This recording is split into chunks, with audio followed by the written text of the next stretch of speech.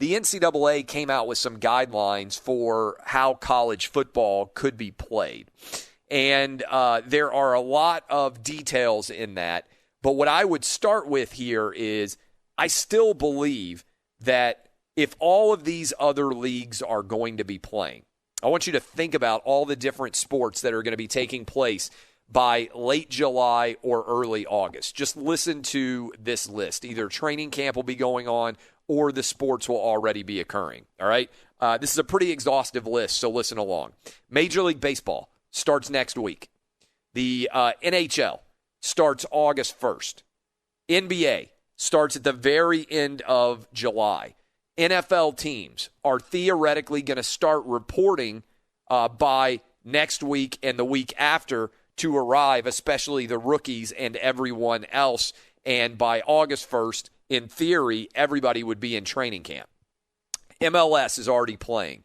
The PGA is already underway, and in August, they will play the first major of the year. The WNBA is playing. The UFC is underway and has been for a very long time. The National Women's Soccer League, the PBA, Professional Bowlers Association, the Lacrosse League, Professional Lacrosse League, boxing, NASCAR. The Kentucky Derby is going to happen in, right now, September.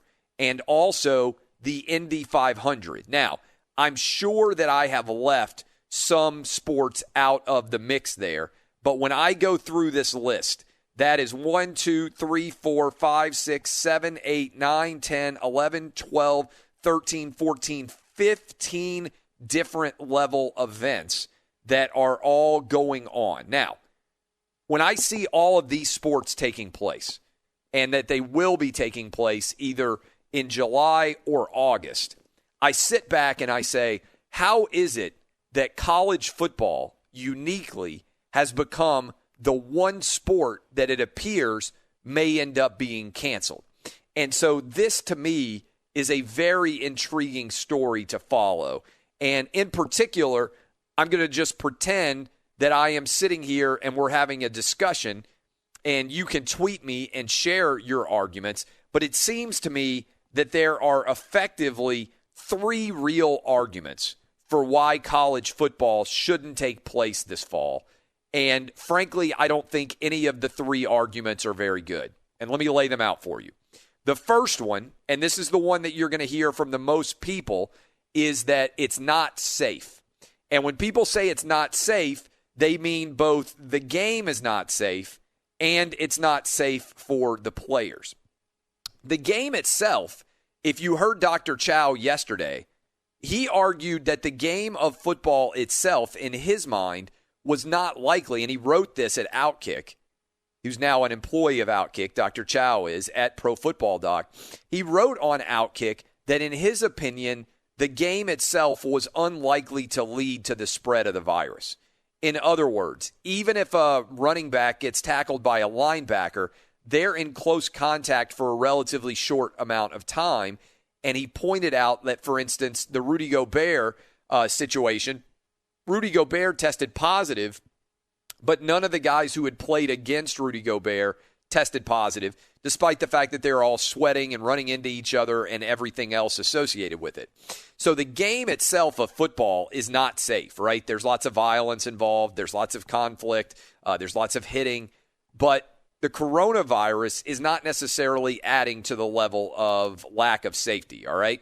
So one, there are two prongs to the not safe argument. One is you can't play the sport very safe. And by the way, in hour two, I want to get into Jason Whitlock's column that is going to be up about his idea, at least as he told me it was going to be up. We talked about it yesterday, about his idea of why high school football needs to be played, but that would also factor in here. The second one is on the not safe prong.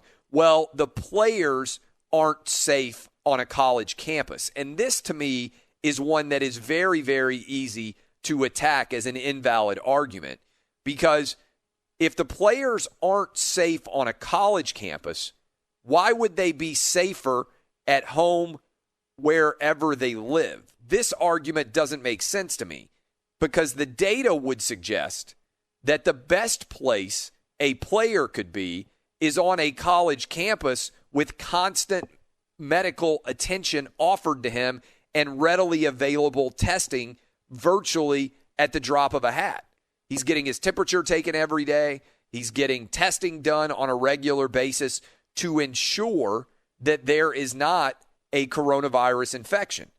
And if there is an infection, it's getting caught super early, ideally, and then that player is able to be treated well, and there's no concerns because they are on a campus and they have a really good medical situation. So for everybody out there who's arguing college football isn't safe, I don't think the game itself is unsafe based on what Dr. Chow has said. And I also certainly don't think the players themselves are unsafe.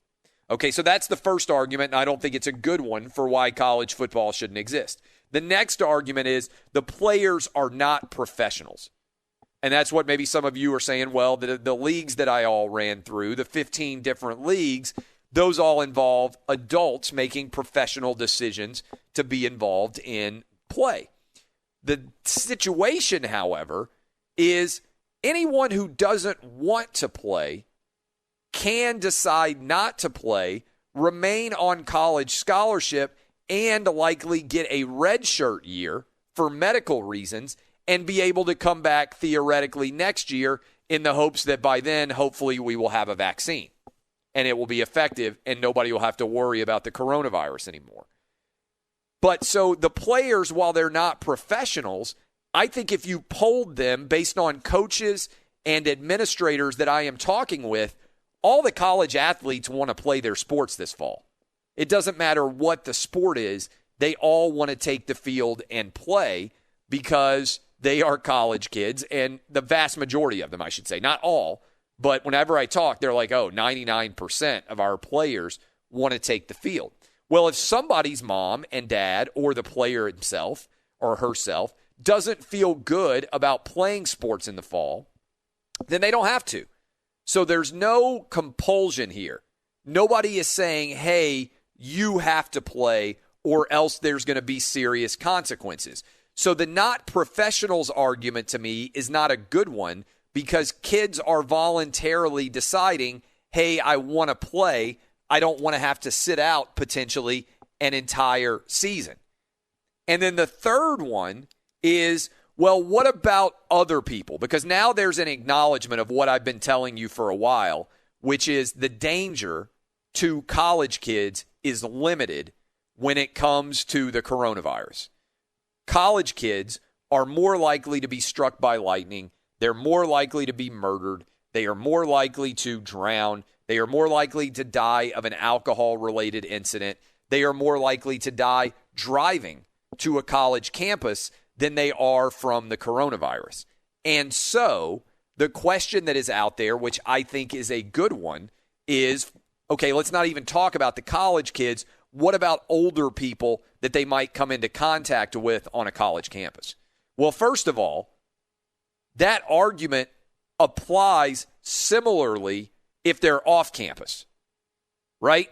So if they're not on campus, they still could come into contact with older people, and arguably they may be more likely to come into contact with older people because on a college campus, they're not living with older people. They might be living with a grandpa or a grandma or an older aunt or uncle in their home where they are living when they are off campus.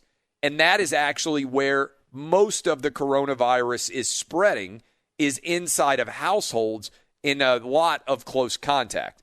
So this idea that on a college campus there's going to be more spread doesn't necessarily, to me, fit the data, because the young person could just as easily be spreading it off the campus as they do on campus. And in fact, it's easier for older people, coaches, teachers, janitors, all of those people theoretically could be easier able to stay away from the younger kids on a campus in a way that might not be able to occur when the players are back home.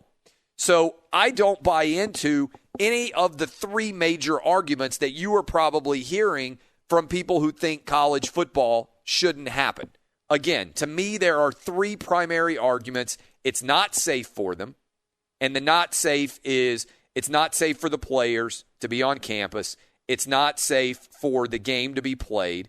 I don't think either of those are true based on the data that's out there. They're not professionals, and they shouldn't be forced to play. Well, that's not happening. They are choosing to play. If they don't want to play, they can stay on scholarship. They can take a medical redshirt season, and they can theoretically come back next year in the hopes that a vaccine will exist by then. And what about everybody else? They're likely, in my opinion, to be in more close contact with older people off of campus than they are on campus.